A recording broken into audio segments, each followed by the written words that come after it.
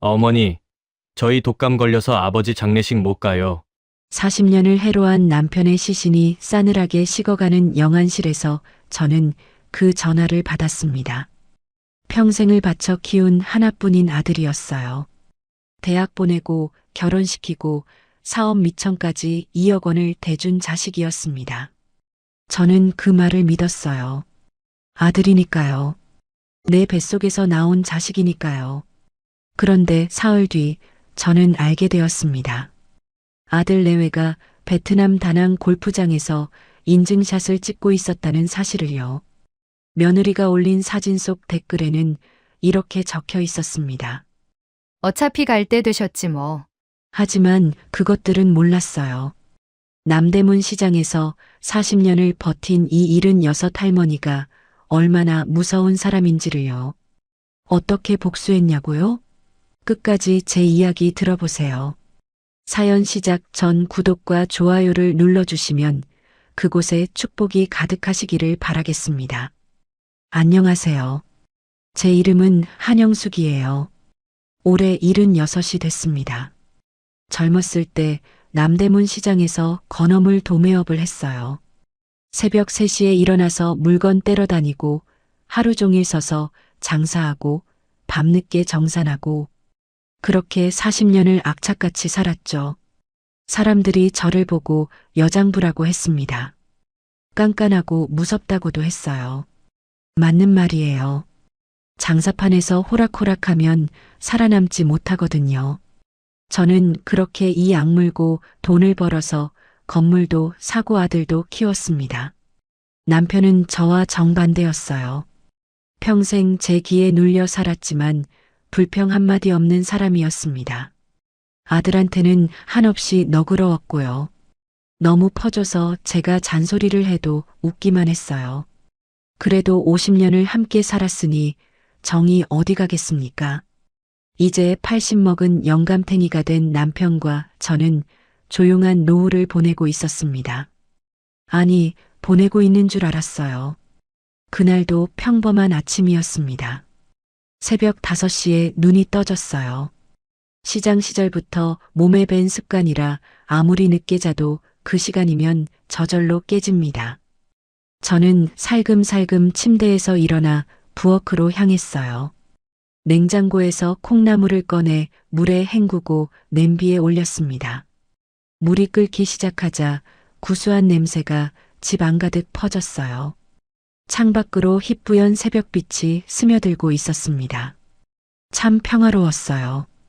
6시가 조금 넘어서 남편이 부엌에 나타났습니다. 머리카락을 헝클어뜨린 채 눈을 비비면서 들어오는 모습이 80 먹은 영감탱이 같지 않고 꼭 어린애 같았어요. 저도 모르게 웃음이 났습니다. 밥 됐어? 응, 앉아요. 국 퍼줄게. 우리 부부의 아침 대화는 늘 이렇게 짧았습니다.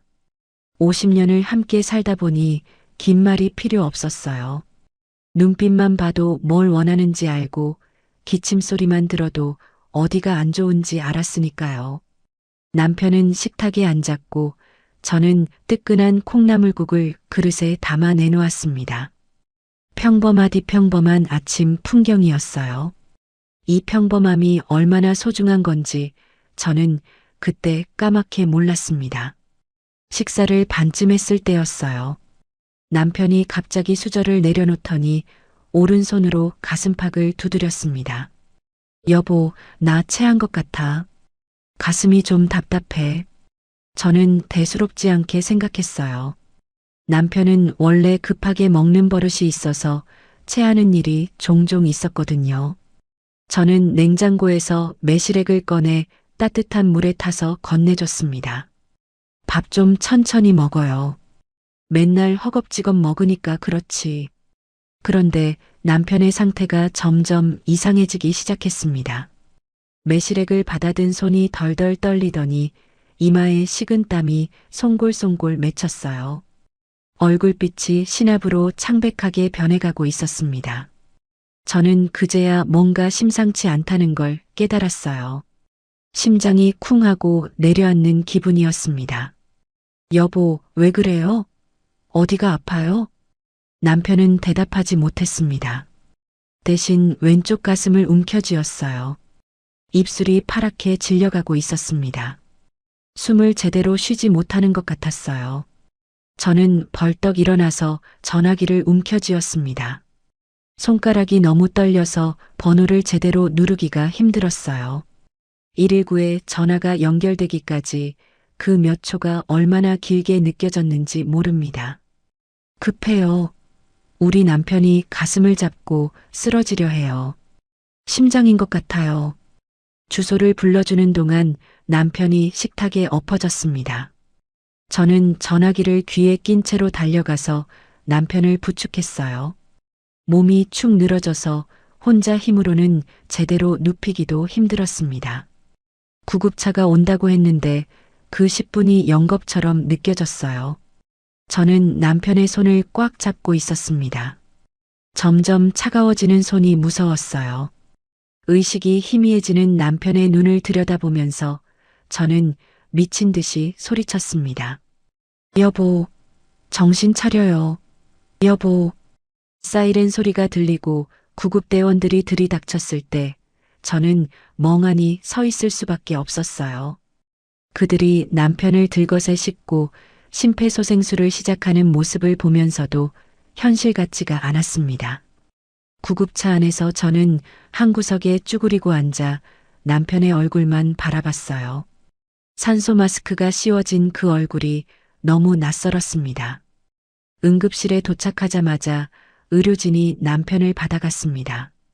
저는 따라 들어가지 못하고 복도에 남겨졌어요.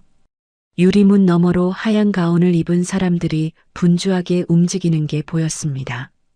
기계에서 삐삐하는 소리가 났고 누군가가 소리쳤어요. 저는 유리문에 이마를 갖다 대고 안을 들여다봤습니다. 다리에서 힘이 빠져서 그 자리에 주저앉고 말았어요. 소독약 냄새가 코를 찔렀습니다. 형광등 불빛이 너무 밝았고 복도 바닥은 너무 차가웠어요. 저는 거기 쭈그리고 앉아서 기도를 했습니다. 평생 무릎 꿇고 빈 적 없는 제가 마음속으로 간절히 빌었어요. 제발 살려달라고요. 얼마나 지났을까요? 하얀 가운을 입은 의사가 유리문을 열고 나왔습니다. 그의 표정을 보는 순간 저는 알았어요. 알고 싶지 않았지만 알 수밖에 없었습니다. 보호자분이시죠? 환자분께서 운명하셨습니다. 심근경색이었는데 너무 갑작스럽게 진행이 돼서 손을 쓸 수가 없었습니다. 삼가 고인의 명복을 빕니다. 그 말이 귀에 들어오는데 이상하게 웅웅거리면서 들렸습니다. 마치 물속에서 듣는 것처럼요. 제 주변의 모든 소리가 차단된 것 같았어요. 의사가 뭔가 더 말하는 것 같은데 하나도 알아들을 수가 없었습니다. 귀에서 이명이 나고 눈앞이 뿌옇게 변했어요. 이건 꿈일 거야. 저는 속으로 되뇌었습니다. 아침에 분명 멀쩡히 밥을 먹던 사람이 어떻게 갑자기 죽어요. 말이 안 돼요. 저는 현실을 받아들일 수가 없었습니다. 장례식장으로 이송한다는 말을 들었을 때 저는 정신을 차리려고 허벅지를 꼬집었어요. 아팠습니다. 그제야 이게 꿈이 아니라는 걸 깨달았어요. 50년을 함께한 내 남편이 정말 떠난 거구나. 눈물이 주르륵 흘러내렸습니다. 하지만 울고만 있을 수는 없었어요. 해야 할 일이 있었습니다. 상주인 아들 민호에게 알려야 했어요. 저는 떨리는 손으로 휴대폰을 꺼내서 아들 이름을 찾았습니다. 전화를 걸었어요. 신호음이 갔습니다. 받지 않았어요. 다시 걸었습니다. 또 안 받았습니다. 3번, 4번, 5번. 저는 10통이 넘도록 전화를 걸었습니다. 왜 안 받는 거야? 아버지가 돌아가셨는데 왜 전화를 안 받아? 속이 타들어갔습니다. 한참이 지나서야 전화가 연결되었습니다. 그런데 받은 건 아들이 아니라 며느리 수진이었어요. 수화기 너머로 이상한 소리가 들렸습니다. 미세한 바람 소리 같기도 하고 사람들이 웅성거리는 소리 같기도 했어요. 그러다가 갑자기 조용해졌습니다. 저는 그때 그게 좀 이상하다고 느꼈지만 정신이 없어서 대수롭지 않게 넘겼어요. 어머니, 무슨 일이세요? 며느리의 목소리는 평소와 달리 어딘가 경계하는 듯한 느낌이었습니다. 저는 숨을 고르고 말했어요. 목이 메어서 말이 제대로 나오질 않았습니다. 수진아, 아버지가 가셨다. 짧은 침묵이 흘렀습니다. 그 정적이 묘하게 길게 느껴졌어요. 뭔가 당황한 것 같기도 하고 아닌 것 같기도 했습니다. 네. 어머니, 지금 뭐라고 하신 거예요? 아버지가 오늘 아침에 쓰러져서 병원에 갔는데 돌아가셨어. 빨리 와라. 장례식장 가야 해. 그러자 며느리가 갑자기 기침을 하기 시작했습니다. 콜록콜록 하는 소리가 들렸는데 이상하게도 수화기에 대고 하는 게 아니었어요. 고개를 돌려서 일부러 하는 것 같았습니다. 캑캑거리는 소리가 어딘가 자기적으로 느껴졌어요. 어머니, 어떡해요? 큰일 났네. 저랑 민호 씨 둘 다 사흘 전부터 심한 독감에 걸려서 집에서 격리 중이에요. 전염성이 너무 강해서 병원에서 밖에 나가지 말래요. 순간 제 귀를 의심했습니다. 독감이라고요? 아버지가 돌아가셨는데 독감 때문에 못 와요? 그때 수화기 너머로 아들 민호의 목소리가 들렸습니다. 작게 들렸지만 분명히 들었어요. 아씨, 타이밍 진짜. 짜증내는 목소리였습니다. 아버지가 돌아가셨다는데 짜증을 내다니요. 저는 귀를 의심했습니다. 잘못 들은 건가 싶었어요. 아니, 잘못 들은 거라고 믿고 싶었습니다. 며느리가 다시 기침을 하고는 논리정연하게 설명을 늘어놓았습니다. 어머니, 저희가 가면 조문객들 다 옮아요. 아버님 마지막 가시는 길에 민폐 끼칠 수 없잖아요. 너무 속상하지만 어쩔 수가 없어요. 저희 마음은 거기 있는 거 아시죠? 저는 할 말을 잃었습니다. 기가 막혀서 화를 낼 힘조차 없었어요. 남편이 죽었는데 아들 내외가 독감 때문에 못 온다니요. 이게 말이 되는 소리인가요? 하지만 전염병이라는데 오라고 강요할 수도 없는 노릇이었습니다. 그래. 산 사람은 살아야지. 전염병이라니 오지 마라. 제 목소리는 힘이 없었습니다. 전화를 끊고 저는 한참을 멍하니 서 있었어요. 영안실 복도는 텅 비어 있었고 형광등만 칙칙하게 빛나고 있었습니다. 남편은 저 안에서 싸늘하게 누워 있고 상주가 되어야 할 아들은 오지 않는다니요. 이 서러움을 어디다 하소연해야 할지 막막했습니다. 그런데 문득 이상한 생각이 들었어요. 3일 전에 며느리가 집에 왔었거든요. 그때 창고를 뒤지더니 남편의 골프백을 찾아냈습니다. 남편이 젊었을 때 장만한 한정판 명품 골프백이었어요. 어머니, 아버님 골프백 가죽이 좀 상한 것 같아서요. 제가 가죽 케어 맡겨올게요. 그때는 효도하려나 보다 싶어서 고맙다고 했습니다. 그런데 지금 생각해보니 앞뒤가 안 맞았어요. 독감에 걸려서 사흘째 집에서 격리 중이라면서요? 그럼 3일 전에 우리 집에 온 건 뭐예요? 그때는 멀쩡했잖아요. 기침 한 번 안 했잖아요. 저는 고개를 저었습니다. 지금 내가 너무 예민해져서 이상한 생각을 하는 건가 싶었어요. 남편을 잃은 충격으로 판단력이 흐려진 건지도 모르겠다고요. 하지만 가슴 한구석에 작은 의심의 씨앗이 심어졌습니다. 그 씨앗이 나중에 얼마나 무시무시한 뿌리를 내리게 될지 저는 그때 몰랐어요. 저는 무거운 발걸음을 옮겨 장례식장 쪽으로 향했습니다. 혼자서요. 50년을 함께한 남편의 마지막 길을 혼자 지켜야 한다는 사실이 어깨를 짓눌렀습니다. 등이 굽어지는 것 같았어요. 하지만 누구에게도 기댈 수 없었습니다. 아들마저 올 수 없다고 했으니까요. 영안실 문 앞에서 저는 잠시 멈춰 섰습니다. 그리고 작게 중얼거렸어요. 여보, 미안해. 자식 농사 이것밖에 못 지어서 당신 가는 길 외롭게 만드네. 눈물이 또 흘러내렸습니다. 이건 시작에 불과했어요. 진짜 지옥 같은 며칠이 기다리고 있다는 걸 저는 아직 몰랐습니다. 장례식장에 도착했을 때 저는 완전히 녹초가 된 상태였습니다. 장의사 직원이 이것저것 물어보는데 머리가 하나도 안 돌아갔어요. 빈소는 몇 호로 할 건지, 제단은 어떤 걸로 할 건지, 수의는 뭘로 할 건지, 음식은 어떻게 준비할 건지, 조화는 어디서 받을 건지. 저는 그냥 고개만 끄덕였습니다. 뭘 선택했는지도 모르겠어요. 정신이 몽롱했거든요. 50년을 함께 산 사람이 갑자기 사라졌는데 어떻게 정신이 온전하겠습니까? 다리가 후들거렸고 머릿속이 하얗게 비어 있었습니다. 빈소가 차려지고 나서야 저는 현실을 실감했습니다. 국화꽃으로 둘러싸인 영정사진 속에서 남편이 웃고 있었어요. 칠순 때 찍은 사진이었습니다. 그때만 해도 건강했는데 저는 영정 앞에 무릎을 꿇고 한참을 울었습니다. 눈물이 마를 줄을 몰랐어요. 검은 상복을 입고 거울을 봤을 때 저는 깜짝 놀랐습니다. 거울 속에 제가 너무 초라해 보였거든요. 하룻밤 사이에 10년은 늙은 것 같았어요. 눈은 퉁퉁 붓고 얼굴은 헬쑥했습니다. 광대뼈가 툭 튀어나와 보였어요.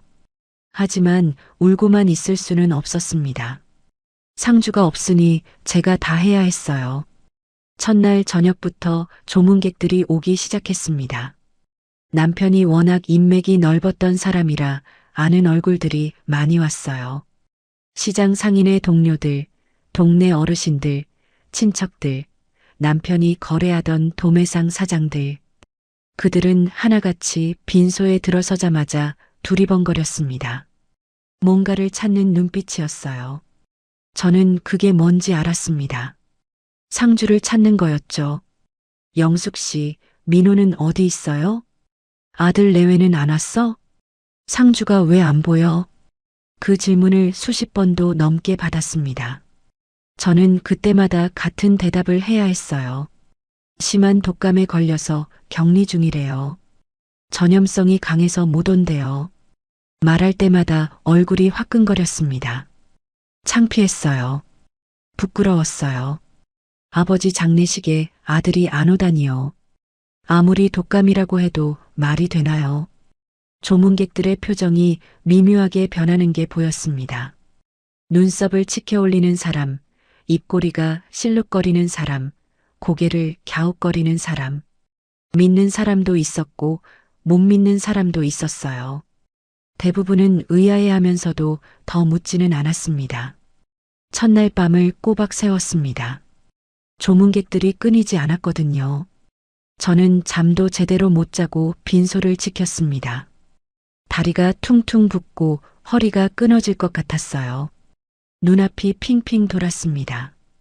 76 먹은 할머니가 밤을 꼬박 새우니 몸이 버틸 수가 없었어요. 한 번은 저를 봤다가 비틀거려서 옆에 있던 친척이 부축해줬습니다. 아들이 옆에 있었다면 부축이라도 해줬을 텐데 저는 원망스러웠습니다. 민호가 정말 밉더라고요. 그래도 내 배 아파 낳은 자식인데 하는 마음과 어떻게 이럴 수 있냐는 마음이 뒤섞여서 복잡했습니다. 마음이 천갈래 만갈래로 찢어지는 것 같았어요. 첫날 밤 늦게 잠깐 화장실에 갔습니다. 용물을 보고 세면대에서 손을 씻는데 밖에서 소리가 들렸어요. 조문객들이 수군거리는 소리였습니다. 저는 귀를 기울였어요. 독감이 대수야? 부모가 죽었는데 안 오는 게 말이 돼? 그러게. 아무리 아파도 기어서라도 와야지. 며느리가 보통이 아니래. 시어머니한테 맨날 대들고 해외여행 다니느라 정신없다던데. 쯧쯧, 요즘 젊은 것들은 버릇이 없어. 가슴이 찢어지는 것 같았습니다. 남의 입에 오르내리는 게 이렇게 서러운 줄 몰랐어요. 내 자식 욕을 하는데 반박도 못하고 숨어 있어야 하다니요. 저는 화장실 칸 안에서 입술을 깨물고 눈물을 삼켰습니다. 나가면 또 아무렇지 않은 척해야 했거든요. 세상에 이런 수모가 있나 싶었습니다. 둘째 날 아침 염습 시간이 되었습니다. 남편의 마지막 얼굴을 닦아주는 시간이었어요. 저는 떨리는 손으로 수건을 들었습니다. 남편의 얼굴은 평화로워 보였어요. 자는 것 같았습니다. 주름 하나하나가 다 정겨웠어요. 저는 조심스럽게 그의 이마를 닦고 볼을 닦았습니다. 손이 떨려서 수건을 놓칠 뻔했어요. 50년 동안 옆에서 잤던 얼굴인데 이제 다시는 볼 수 없다니요. 영감 미안해요. 자식 농사 잘못 지어서 당신 가는 길 이렇게 외롭게 만들었네요. 가족이라곤 저 혼자뿐이었습니다. 아들도 며느리도 없이 남편의 마지막을 보내야 했어요. 눈물이 멈추지 않았습니다. 장의사 직원이 옆에서 휴지를 건네줬어요. 저는 연신 코를 풀면서 염습을 마쳤습니다. 이게 마지막이구나 싶으니 발걸음이 떨어지지 않았어요. 그날 오후 반가운 얼굴이 빈소에 나타났습니다. 김 설계사였어요. 남편과 30년 넘게 알고 지낸 보험 설계사인데 눈치가 빠르고 발이 넓은 사람이었습니다. 시장통 소식은 김 설계사가 다 알고 있다는 말이 있을 정도였죠. 귀가 얇고 입이 싼 것도 있지만 그만큼 정보가 빠른 사람이었어요. 형님, 이게 무슨 일이에요? 박 사장님이 갑자기 가시다니. 김 설계사가 조문을 하고 나서 저와 함께 식사를 했습니다. 장례식장 식당에서 설렁탕을 시켜놓고 마주 앉았어요. 저는 입맛이 없어서 국물만 떠먹고 있었습니다. 김 설계사가 국을 떠먹다 말고 고개를 갸웃거렸어요. 근데 형님, 민호 씨는요? 상주가 왜 안 보여요? 또 그 질문이었습니다. 저는 피곤한 목소리로 대답했어요. 독감 걸려서 격리 중이래. 전염성이 강하다고 못 온대. 김 설계사의 얼굴에 묘한 표정이 스쳤습니다. 눈썹이 꿈틀거리고 입술을 달싹거렸어요. 뭔가 할 말이 있는 것 같은데 망설이는 눈치였습니다. 저는 직감적으로 알아챘어요. 이 사람이 뭔가 알고 있구나. 왜요? 할 말 있으면 해요. 김 설계사가 숟가락을 내려놓고 주위를 둘러봤습니다. 아무도 없는 걸 확인하고 나서 목소리를 낮췄어요. 형님, 근데 아드님 내외 진짜 독감 맞아요? 제가 헛것을 봤나? 심장이 덜컥했습니다. 저는 김 설계사의 눈을 똑바로 쳐다봤어요. 무슨 소리예요? 뭘 봤는데요? 3일 전에요. 인천공항 라운지에서 봤어요. 민호 씨가 형님네 바깥 양반 그 한정판 골프백 메고 있길래 딱 알아봤죠. 그 가방 아무나 못 가지는 거잖아요. 한눈에 알아봤어요. 제 손이 떨리기 시작했습니다. 3일 전이면 남편이 쓰러지기 하루 전이었어요. 그리고 며느리가 골프백을 가져간 날이기도 했습니다. 며느님은 핑크색 캐리어 끌고 있었고요. 둘 다 반팔에 반바지 차림이던데요. 선글라스까지 끼고 완전 휴양지 가는 복장이었어요. 베트남 다낭 간다고 통화하는 거 들었어요. 제가 인사하려고 했는데 사람이 많아서 놓쳤어요. 그때 사장님 골프백이네 하고 알아봤죠. 머리를 망치로 맞은 것 같았습니다. 귀가 먹먹해지고 눈앞이 흐려졌어요. 3일 전에 공항에 있었다고요? 반팔에 반바지를 입고 베트남 간다고요? 타임라인이 맞아떨어졌습니다. 3일 전에 여행을 떠났으면 사흘 전부터 독감에 걸려 격리 중이라는 건 새빨간 거짓말이었어요. 그들은 해외여행을 가면서 독감 핑계를 댄 거였습니다. 아버지가 쓰러졌다는 연락을 받고도 여행을 중단하기 싫어서 거짓말로 퉁친 거예요. 골프가 아버지 장례식보다 중요했던 거죠. 형님? 형님 괜찮아요? 김 설계사가 걱정스럽게 물었지만 저는 대답할 수가 없었습니다. 배신감이 온몸을 휘감았어요. 단순히 장례식에 안 온 게 아니었습니다. 아버지의 죽음보다 골프 여행이 더 중요했던 거예요. 그 폐륜적인 발상에 치가 떨렸습니다. 슬픔이 분노로 바뀌는 순간이었습니다. 심장이 쿵쿵 뛰기 시작하고 손끝이 차가워졌어요. 저는 주먹을 불끈 쥐었습니다. 이가 딱딱 부딪힐 정도로 분노가 치밀어 올랐어요. 이런 배신이 있습니까? 내가 낳은 자식이 이럴 수가 있습니까? 형님, 제가 괜히 말씀드린 건가요? 얼굴이 하얘졌어요. 아니에요. 고마워요. 알려줘서 정말 고마워요. 저는 억지로 미소를 지었습니다. 하지만 속은 부글부글 끓고 있었어요. 김설계사가 돌아간 뒤 저는 빈소로 가서 영정 사진 앞에 섰습니다. 남편의 웃는 얼굴을 노려보며 저는 눈물을 닦았어요. 당신 저놈들 용서하지 마. 나도 안 참아. 분노가 슬픔을 삼켜버렸습니다. 더 이상 슬픈 미망인이 아니었어요. 저는 장례식장 식당으로 돌아가서 밥을 국에 말아 억지로 밀어 넣었습니다. 싸우려면 먹어야 했어요. 체력이 있어야 복수를 하든 뭘 하든 할 수 있으니까요. 정신 똑바로 차리자. 저는 속으로 다짐했습니다. 그날 밤 빈소에 불이 꺼져갈 때쯤 저는 휴대폰을 꺼냈습니다. 언니 딸인 조카 지은이에게 전화를 걸었어요. 대학생인 지은이는 요즘 젊은 애들이 하는 건 뭐든 다 알았거든요. 지은아, 이모야. 좀 도와줄 수 있어? 이모, 무슨 일이세요? 목소리가 안 좋아요. 인스타그램인지 뭔지 그거 할 줄 알지? 그럼요. 왜요? 이모가 찾아야 할 게 있어. 내일 장례식장으로 와줄 수 있어? 전화를 끊고 저는 창밖을 바라봤습니다. 밤하늘에 별이 떠 있었어요. 남편이 저기 어딘가에서 보고 있을 것 같았습니다. 영감, 조금만 기다려요. 내가 그놈들 버릇을 확실히 고쳐놓을 테니까. 복수의 칼날이 서서히 갈리기 시작했습니다. 장례식은 아직 끝나지 않았지만 저는 이미 다음 전투를 준비하고 있었어요. 발인까지 하루가 남았습니다. 그 하루 동안 저는 증거를 모을 겁니다.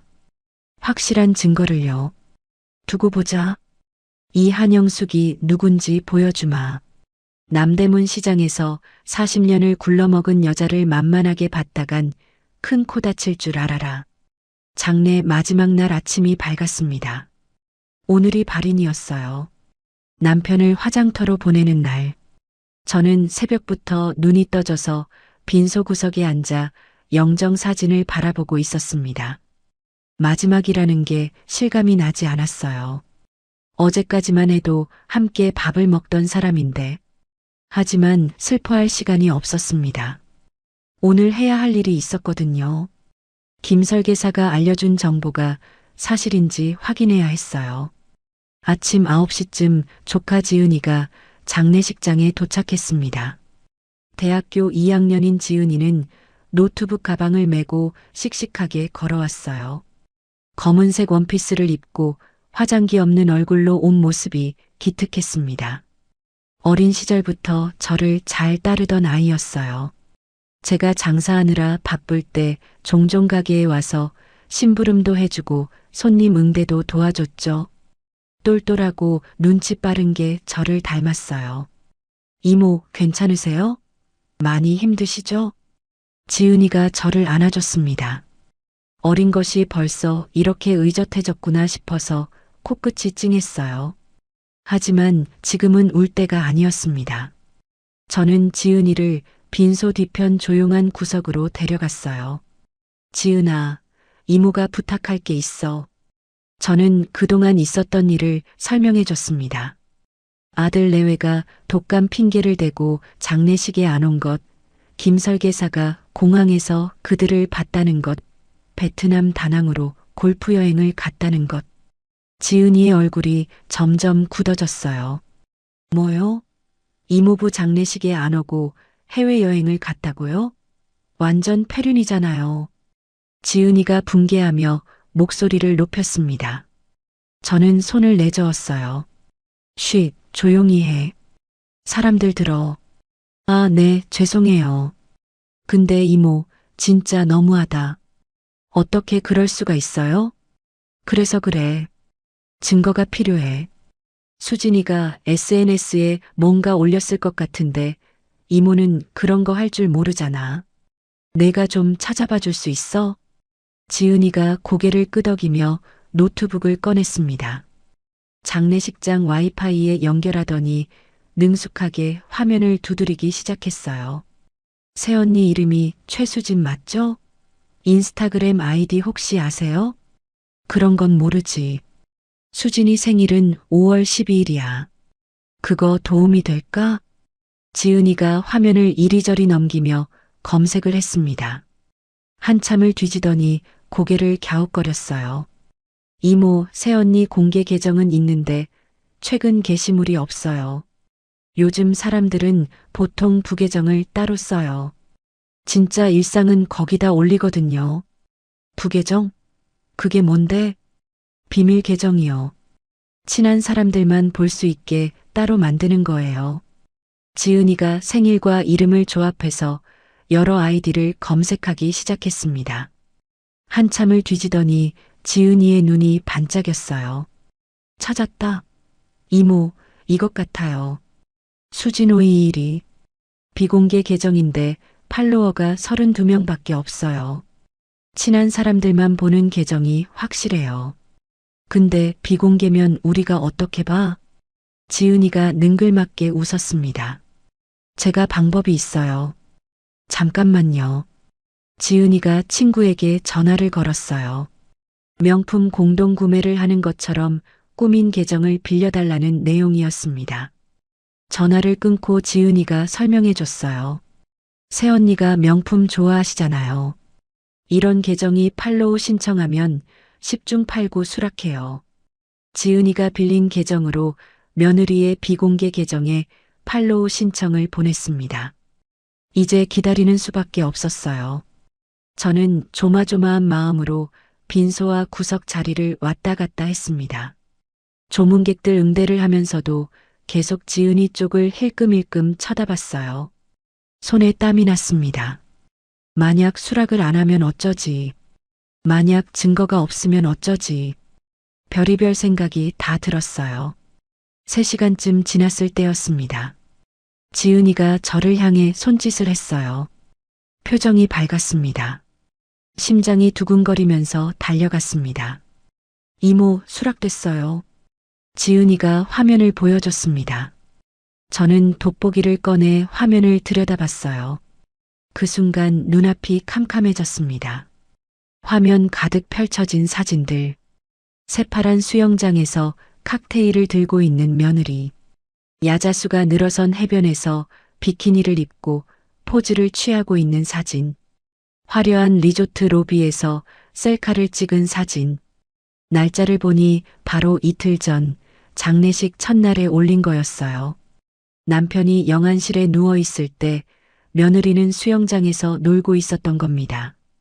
제가 밤새 빈소를 지키며 다리가 붓도록 서 있을 때 저녀는 비키니를 입고 칵테일을 마시고 있었어요. 손이 부들부들 떨렸습니다. 화면을 넘기니 더 기가 막힌 사진이 나왔어요. 아들 민호가 골프장에서 V자를 그리고 있는 사진이었습니다. 푸른 잔디 위에서 환하게 웃고 있었어요. 그런데 어깨에 맨 골프백이 낯익었습니다. 남편의 그 한정판 골프백이었어요. 남편이 평생 아끼던 그 가방을 메고 환하게 웃고 있었습니다. 아버지가 죽었는데 그 아버지의 골프백을 들고 놀러 갔다니. 이게 사람이 할 짓입니까? 짐승만도 못한 놈들이었어요. 이모, 여기 댓글 좀 보세요. 지은이가 화면을 더 내렸습니다. 사진 밑에 해시태그가 달려 있었어요. 10월드 탈출, 독감 찬스, 골프 천국.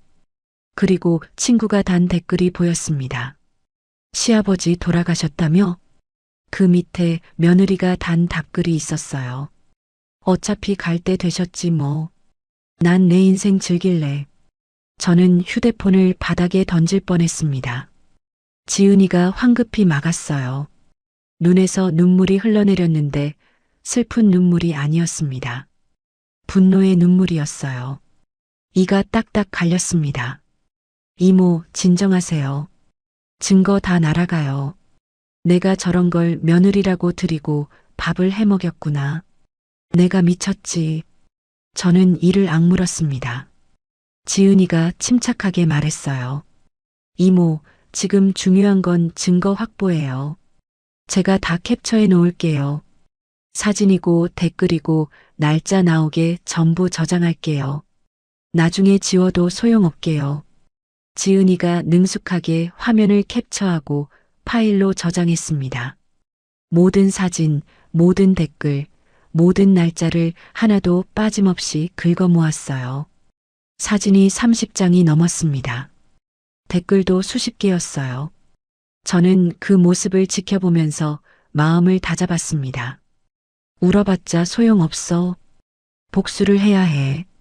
이 증거들이 나중에 큰 무기가 될 거였어요. 오후 1시 발인 시간이 되었습니다. 저는 지은이에게 파일을 메일로 보내달라고 부탁하고 빈소로 돌아갔어요. 조문객들이 마지막 인사를 하러 모여들었습니다. 마지막으로 남편의 관 앞에 섰습니다.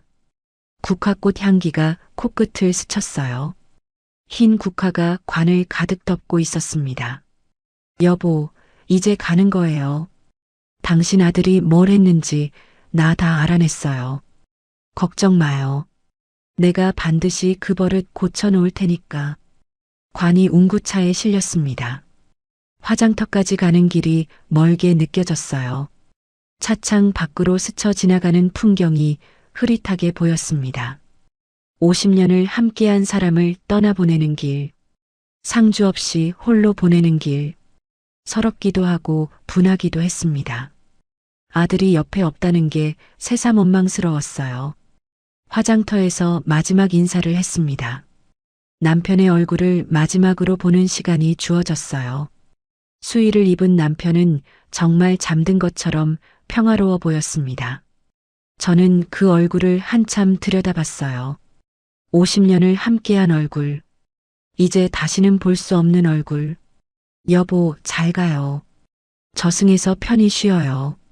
관 뚜껑이 닫히고 화염 속으로 들어가는 걸 보면서 저는 남편에게 약속했어요. 당신 죽음을 이렇게 모독한 놈들 절대 그냥 안 둔다고요. 뼛속까지 후회하게 만들어주겠다고요. 2시간 뒤 유골함을 받아들었습니다. 남편이 이렇게 작아져서 돌아왔어요. 가슴이 먹먹했습니다. 유골함을 받아들고 집으로 돌아왔을 때는 이미 해가 저물어 있었습니다. 텅 빈 집이 낯설었어요.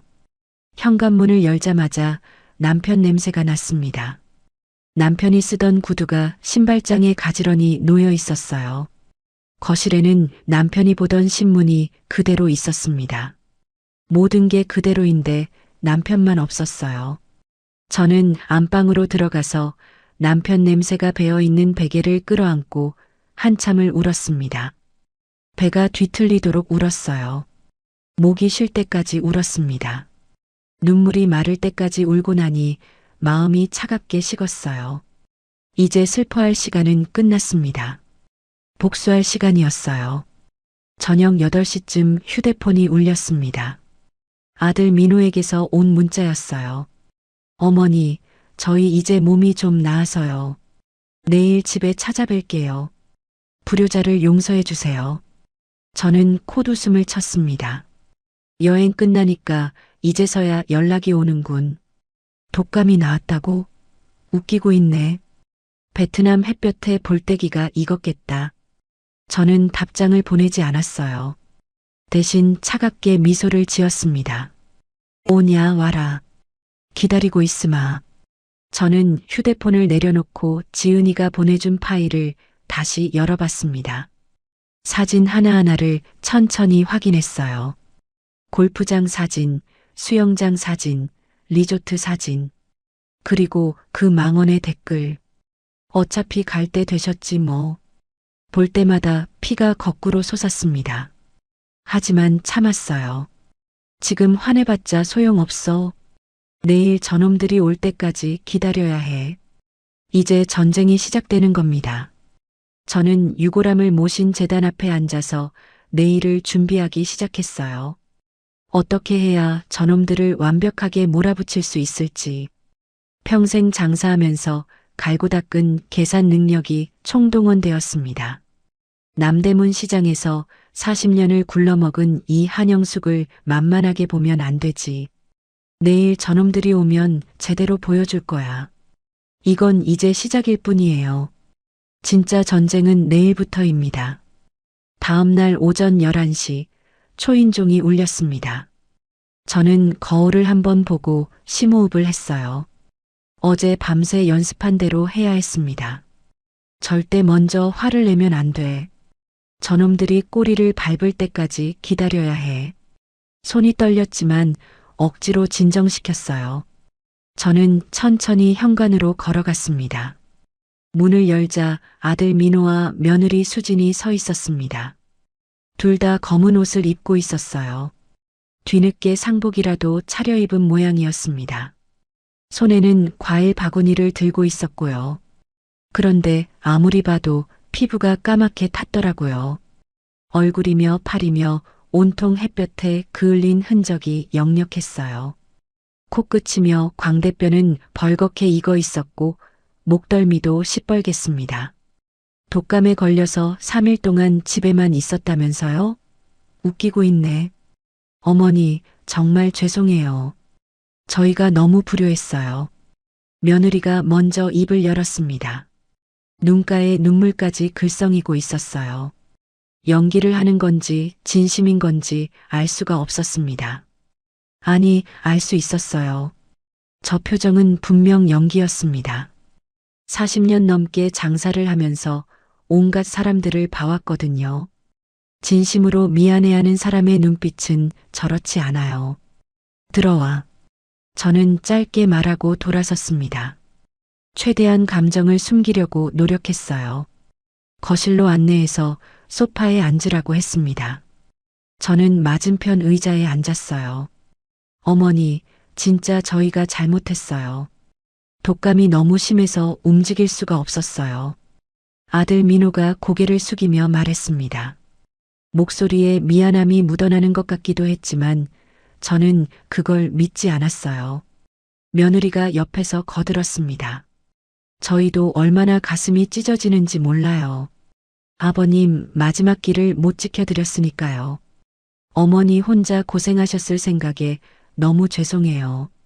저는 가만히 그들을 바라봤습니다. 잠시 침묵이 흘렀어요. 며느리가 불안한 듯 눈을 이리저리 굴렸습니다. 저는 천천히 입을 열었어요. 그래, 독감이 많이 힘들었겠구나. 3일 동안 집에만 있었다며? 네, 어머니.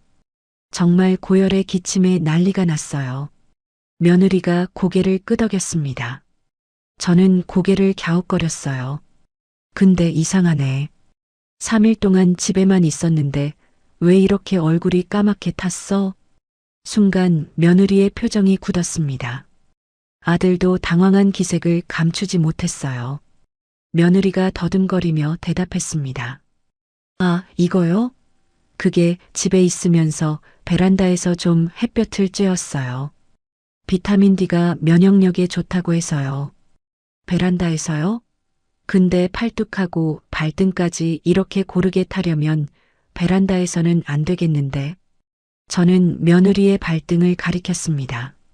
슬리퍼 끈 자국이 선명하게 나 있었어요. 해변에서 신는 그 슬리퍼 말이에요. 며느리의 얼굴이 새하얗게 질렸습니다. 어머니, 그게...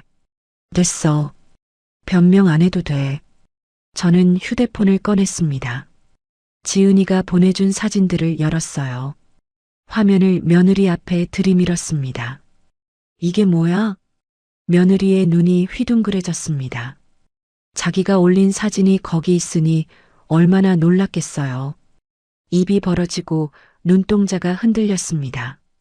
아들도 화면을 보더니 얼굴이 창백해졌어요. 수영장 사진, 골프장 사진, 리조트 사진, 그리고 그 댓글들까지. 시아버지 장례식 날 베트남 다낭에서 골프 치고 수영장에서 놀았구나. 그러면서 나한테는 독감 걸렸다고 거짓말을 했어. 제 목소리가 점점 높아졌습니다. 참으려고 했는데 도저히 참을 수가 없었어요. 이 댓글은 뭐야? 어차피 갈 때 되셨지 뭐. 이게 사람이 할 소리야? 며느리가 벌떡 일어났습니다. 당황한 표정이 금세 뻔뻔한 표정으로 바뀌었어요. 어머니, 어떻게 제 비공개 계정을 보신 거예요? 이거 사생활 침해 아니에요? 저는 기가 막혀서 웃음이 나왔습니다. 잘못을 하고도 저런 소리가 나오다니. 사생활 침해? 지금 네가 한 짓을 생각해봐. 시아버지 장례식에 거짓말하고 안 온 게 잘한 짓이야? 아들이 끼어들었습니다. 어머니, 진정하세요. 저희가 잘못했어요. 근데 여행은 한 달 전부터 예약해 놓은 거라서 취소가 안 됐어요. 비행기 표도 환불이 안 되고, 비행기 표가 환불이 안 돼서?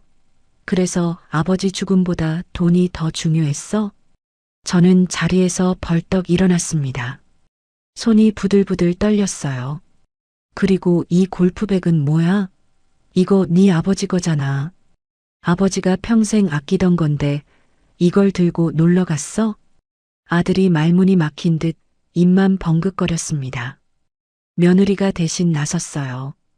어머니, 그건 저희가 가죽 케어 맡기려고 가져간 거라고 했잖아요. 가죽 케어를 베트남 골프장에서 해? 나를 바보로 하냐? 저는 휴대폰을 집어던지듯 테이블에 내려놓았습니다. 그때 문득 옛날 일이 떠올랐어요. 남편이 생전에 걱정하던 것들이요. 그리고 너희들 나한테 숨긴 거 있지? 아들의 눈이 흔들렸습니다. 저는 그 눈빛을 놓치지 않았어요. 뭔데요, 어머니? 3년 전에 아버지한테 사업자금 빌려간 거 2억 원. 그거 갚았어? 순간 거실의 공기가 얼어붙었습니다. 아들의 얼굴이 하얗게 변했어요. 며느리도 굳은 표정이었습니다. 역시나 저는 속으로 생각했어요. 남편이 죽기 전에 걱정하던 게 이거였어요. 아들한테 빌려준 돈을 못 받을까봐 노심초사했거든요. 그게 아직 못 갚았구나. 3년이 지났는데? 저는 한숨을 내쉬었습니다. 남편은 그 돈을 아들한테 빌려주면서 차용증도 안 받았어요. 자식한테 차용증을 받는 게 말이 되냐면서요. 그 순진한 영감탱이. 저는 그때 반대했지만 남편이 우겼어요. 아들이 사업을 한다는데 도와줘야지 않겠냐고. 결국 평생 모은 노후 자금을 털어서 아들한테 줬습니다. 그게 2억 원이에요. 그 돈은 아버지가 평생 모은 돈이야. 우리 노후 자금이었어.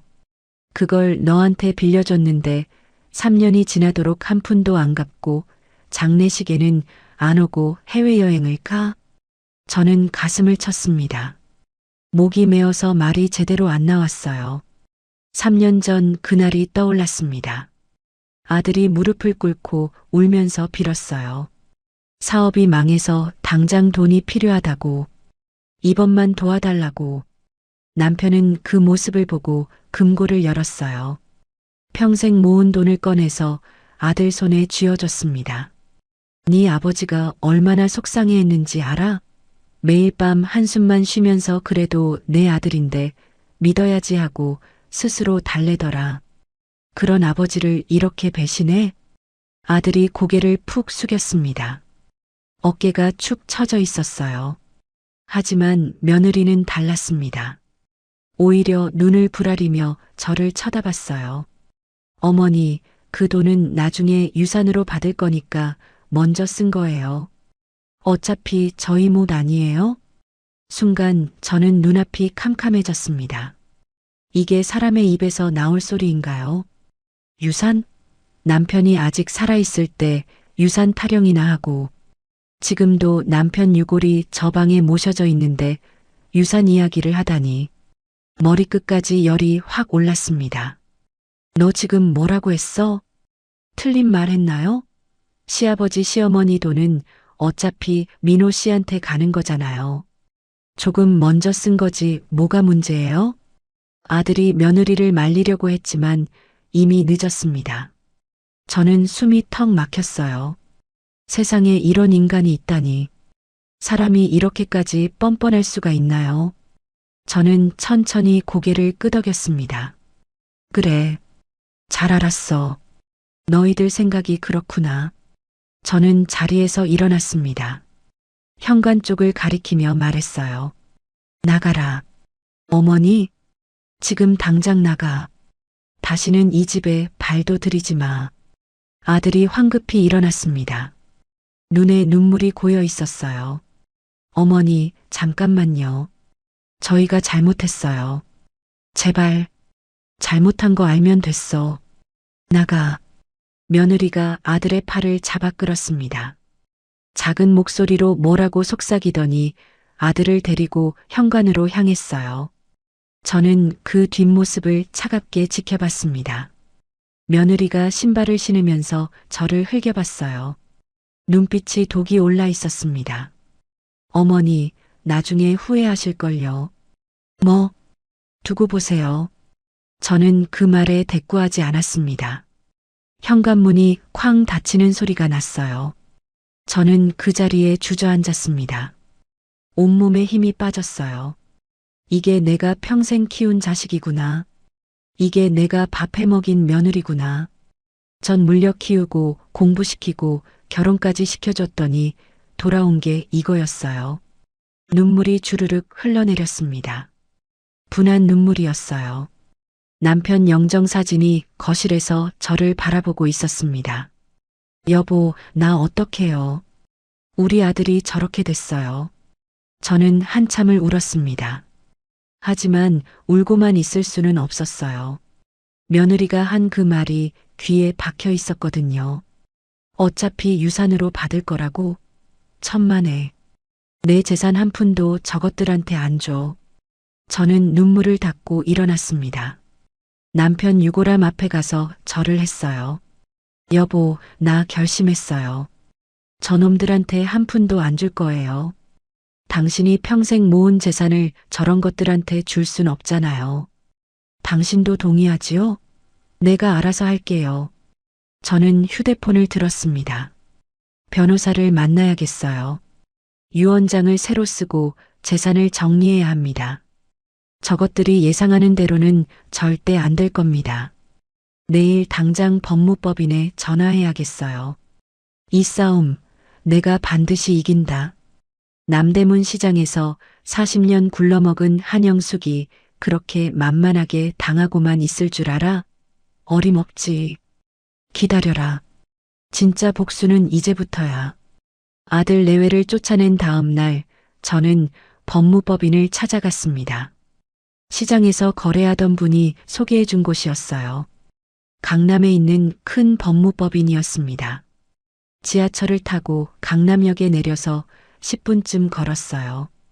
고층 빌딩들 사이에 있는 건물이었습니다. 로비에 들어서니 대리석 바닥이 반들반들 빛났어요. 경비원이 어디 가시냐고 물었고 저는 법무법인 이름을 댔습니다. 엘리베이터를 타고 12층으로 올라가니 넓은 사무실이 나왔어요. 벽에 변호사들 사진이 쭉 걸려 있었습니다. 접수대에서 이름을 대자 직원이 안으로 안내해 줬어요. 김 변호사라는 분이 저를 맞이했습니다. 40 중반쯤 되어 보이는 여자 변호사였어요. 안경을 쓰고 단정한 정장을 입은 모습이 믿음직스러워 보였습니다. 상담실은 조용했고 창밖으로 강남 시내가 내려다 보였어요. 어서 오세요, 한영숙님. 무슨 일로 오셨나요? 저는 그동안 있었던 일을 처음부터 끝까지 설명했습니다. 남편이 갑자기 돌아가신 것, 아들 내외가 독감 핑계를 대고 장례식에 안 온 것, 실제로는 베트남으로 골프 여행을 갔던 것, 3년 전에 빌려간 2억 원을 갚지 않은 것, 며느리가 유산 타령을 한 것. 김 변호사는 고개를 끄덕이며 메모를 했어요. 증거는 있으신가요? 네, 여기 있어요. 저는 휴대폰을 꺼내서 지은이가 보내준 사진들을 보여줬습니다. 김 변호사가 화면을 천천히 넘기며 확인했어요. 표정이 점점 심각해졌습니다. 이건 확실한 증거네요. 날짜도 다 나오고요. 댓글 내용도 충격적이고요. 그래서요, 제가 뭘 할 수 있을까요? 저놈들한테 재산 한 푼도 안 주고 싶어요. 김 변호사가 잠시 생각하더니 입을 열었습니다. 몇 가지 방법이 있어요. 우선 유언장을 새로 작성하시는 게 좋겠어요. 현재 유언장이 있으신가요? 없어요. 그런 거 안 써뒀어요. 그럼 지금 상태로는 법정 상속이 되는 거예요. 남편분 재산의 경우 배우자인 한영숙 님이 절반, 아들분이 절반을 상속받게 돼요. 저는 눈이 번쩍 뜨였습니다. 남편 재산의 절반이 민우한테 간다고요? 그 페르나한테 재산 절반을 줘야 한다니요. 그건 안 돼요. 그놈한테 한 푼도 주기 싫어요. 그래서 유언장이 필요한 거예요. 유언장을 쓰시면 유류분을 제외한 나머지는 원하시는 대로 처분하실 수 있어요. 기부를 하셔도 되고 다른 친척한테 주셔도 되고요. 유류분이 뭐예요? 법적으로 보장된 최소한의 상속분이에요. 아드님의 경우 법정 상속분의 2분의 1이 유류분이에요. 그건 유언장이 있어도 빼앗을 수가 없어요. 저는 한숨을 쉬었습니다. 아무리 해도 일정 부분은 줘야 한다는 거였어요. 근데 방법이 하나 있어요. 김 변호사가 말을 이었습니다. 유류분 반환 청구 소송에서 피고가 패소하면 유류분도 못 받을 수 있어요. 상속 결격 사유라는 게 있거든요. 상속 결격 사유요? 네. 피상속인을 학대하거나 중대한 모욕을 가하거나 부양 의무를 다하지 않은 경우에요. 아드님 내외분이 장례식에 참석하지 않고 해외여행을 갔다는 건 중대한 모욕에 해당할 수 있어요. 가슴이 뛰기 시작했습니다. 희망이 보이는 것 같았어요. 그럼 유류분도 안 줘도 되는 거예요? 소송을 통해 인정받으면 그래요. 하지만 쉽지는 않아요. 확실한 증거가 필요하고요. 증거는 있잖아요. 사진이랑 댓글이랑. 네, 이 정도면 유력한 증거가 될 수 있어요. 근데 한 가지 더 확인해 볼 게 있어요. 김 변호사가 펜을 탁탁 두드리며 말했습니다. 3년 전에 빌려주셨다는 2억 원, 차용증은 없으시죠? 네, 없어요. 남편이 자식한테 차용증을 받냐고. 그럼 계좌이체 기록이라도 있으면 좋겠어요. 금액이 크니까 분명 계좌로 보내셨을 거예요. 저는 고개를 끄덕였습니다. 그건 분명히 있을 거예요. 남편이 은행에서 돈을 찾아서 보낸 기록이 있을 겁니다. 그거 확인해 보세요. 그리고 혹시 아드님 재산 상태를 아시나요? 잘 모르겠어요. 뭐 하나 제대로 하는 것 같지는 않던데요. 확인해 보시는 게 좋겠어요. 만약 아드님 명의로 재산이 있다면 그건 차용금 반환 소송의 근거가 될 수 있어요. 법무법인을 나온 뒤 저는 곧바로 은행으로 향했습니다. 남편이 주거래하던 은행 지점이었어요. 창구에 가서 남편 명의 통장의 거래 내역을 뽑아달라고 했습니다. 사망신고서와 가족관계 증명서를 내밀었어요. 은행 직원이 서류를 확인하더니 3년치 거래 내역을 출력해줬습니다. 종이가 꽤 두꺼웠어요. 저는 은행 근처 카페에 들어갔습니다. 아메리카노 한 잔을 시키고 구석 자리에 앉았어요. 그리고 거래 내역 종이들을 펼쳐놓고 하나하나 확인했습니다. 숫자들이 빼곡했어요. 돋보기를 꺼내 들고 꼼꼼히 살폈습니다. 3년 전 7월의 기록을 찾았습니다. 2억 원이 아들 계좌로 이체된 내역이 있었어요. 분명한 증거였습니다. 저는 그 부분에 동그라미를 쳤어요. 이걸로 차용금 소송은 가능하겠구나 싶었습니다. 그런데 거래 내역을 더 살펴보다가 이상한 걸 발견했습니다. 최근 6개월 동안 매달 500만 원씩 어딘가로 빠져나가고 있었어요. 받는 계좌 이름을 보니 며느리 수진이었습니다. 남편이 며느리한테 매달 500만 원씩 보냈다고요? 저는 눈을 비비고 다시 봤습니다. 틀림없었어요. 작년 1월부터 올해 6월까지 18달 동안 총 3천만 원이 며느리 계좌로 들어갔습니다. 저는 이런 사실을 전혀 몰랐어요. 남편이 왜 며느리한테 매달 돈을 보냈을까요? 남편은 저한테 한마디도 안 했어요. 손이 떨렸습니다. 머릿속이 복잡해졌어요. 혹시 남편이 며느리한테 협박을 당한 건가? 아니면 무슨 약점을 잡힌 건가? 온갖 생각이 머리를 스쳤습니다. 집에 돌아와서 저는 남편의 서랍을 뒤지기 시작했습니다. 뭔가 단서가 있을 거라고 생각했어요. 먼저 옷장 서랍을 열었습니다. 양말이랑 속옷만 있었어요. 책상 서랍도 열어봤습니다. 오래된 영수증이랑 메모지만 나왔어요. 침대 및 상자까지 끌어냈습니다. 먼지가 폴폴 날렸어요. 옛날 사진첩이랑 편지들이 들어있었지만 단서는 없었습니다.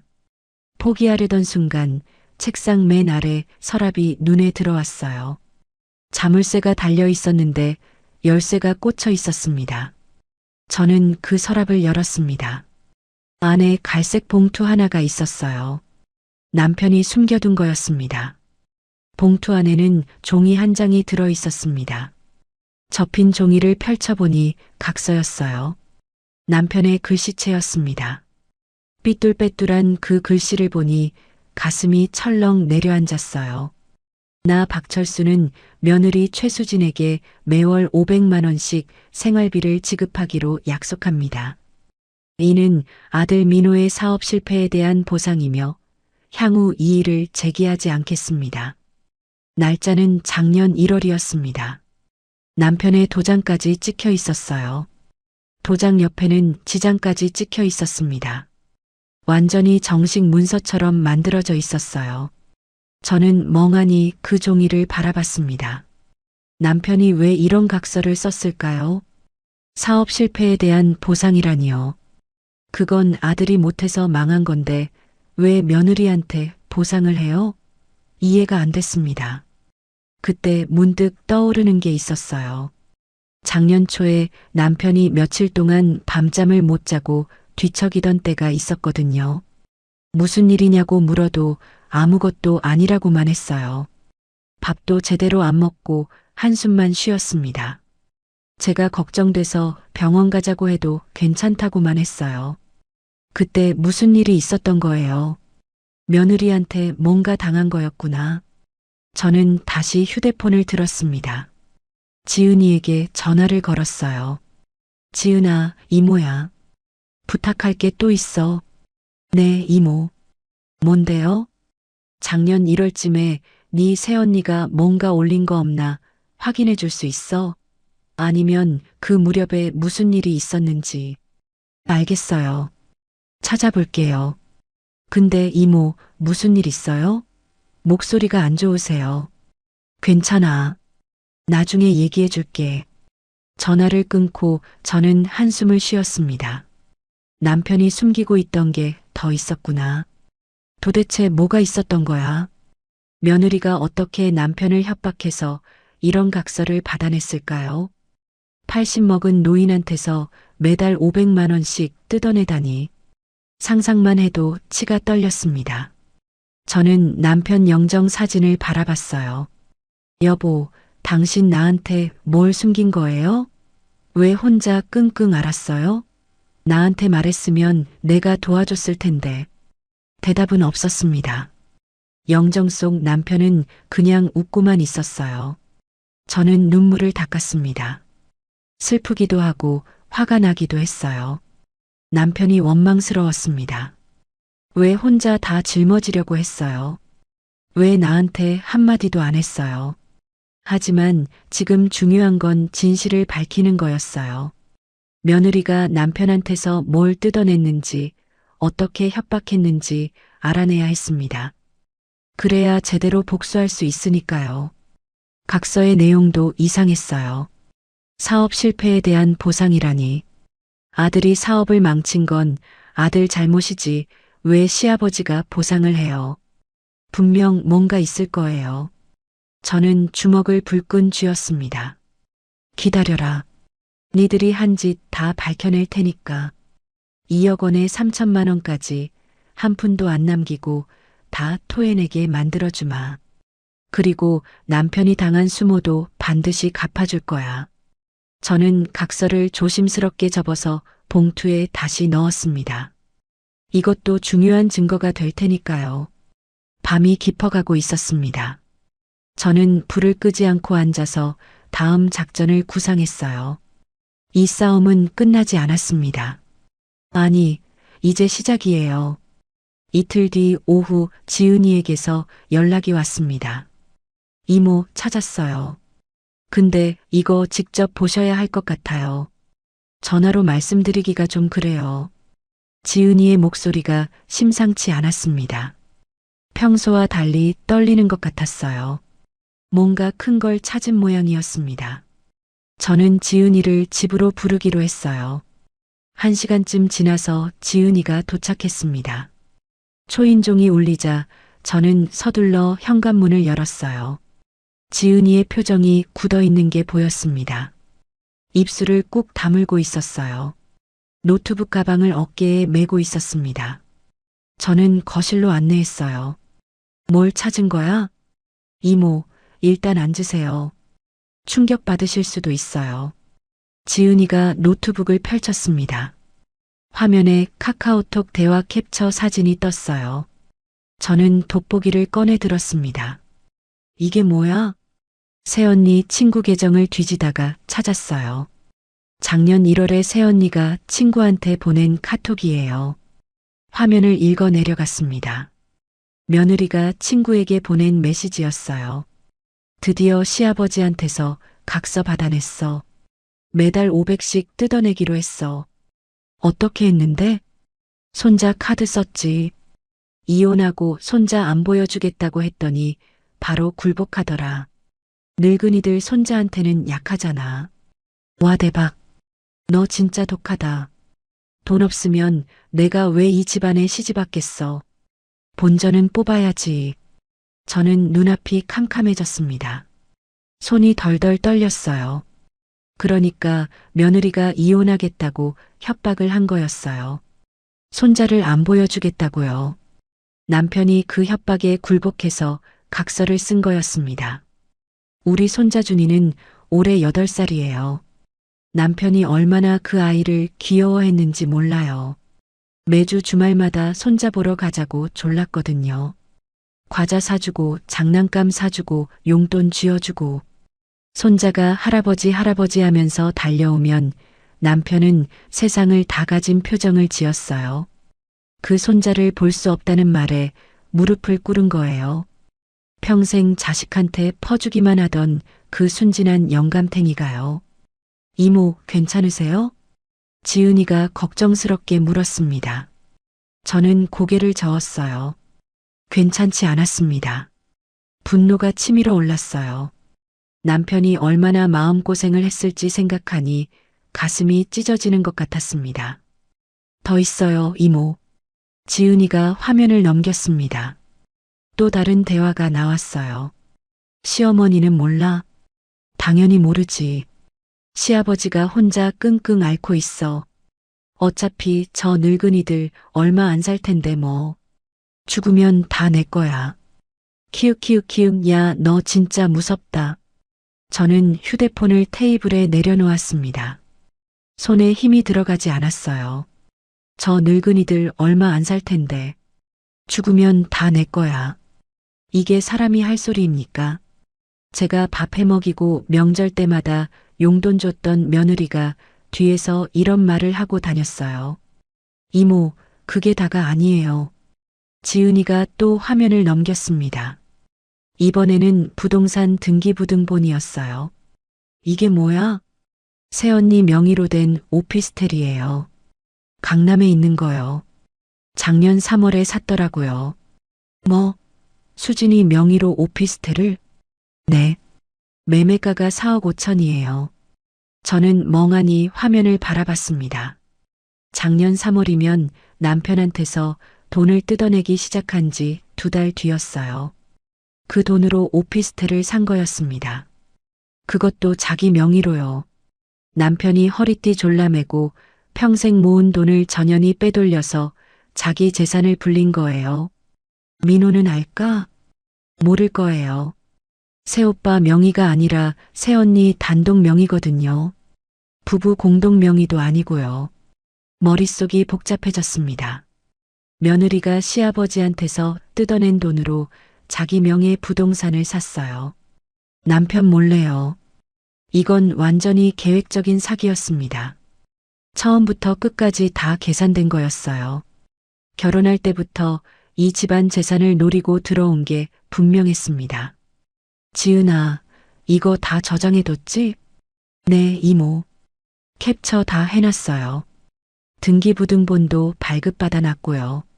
저는 지은이의 손을 꽉 잡았습니다. 고마워. 정말 고마워. 이모, 이제 어떻게 하실 거예요? 저는 잠시 생각했습니다.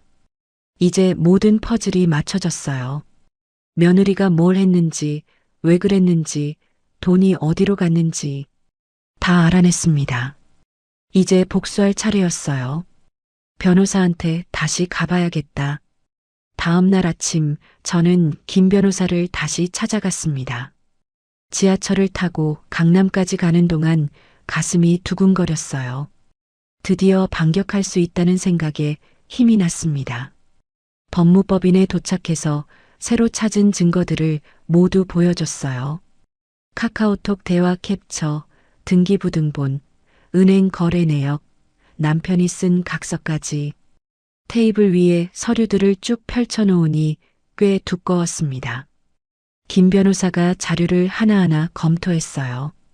표정이 점점 심각해지더니 눈이 휘둥그레졌습니다. 이건 정말 대단한 증거들이네요.